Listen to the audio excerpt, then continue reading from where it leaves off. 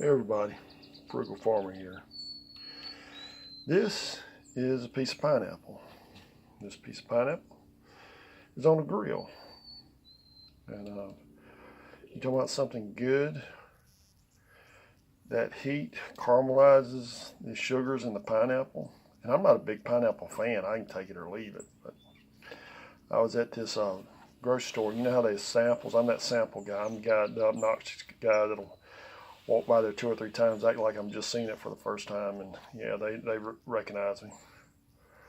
But this young guy was there, so I said, "What are y'all grilling?" He said, "Pineapple."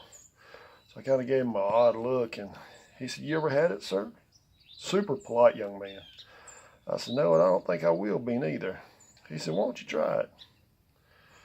I said, "No, I don't think so." He said, "Just try a little bit of it." Well, I tried a little bit of it. I looked at him. I ate all that piece of pineapple. I asked him, I said, "Do you think I could have another piece?" And he started laughing. He said, "Did you like it, sir?" I said, "Evidently I did. I'm wanting a second piece." He said, "Yes, sir." He said, "I got a second piece just for you." Heck of a nice young man. And but you talking about something good, and I would have never realized that grilled pineapple tasted that good.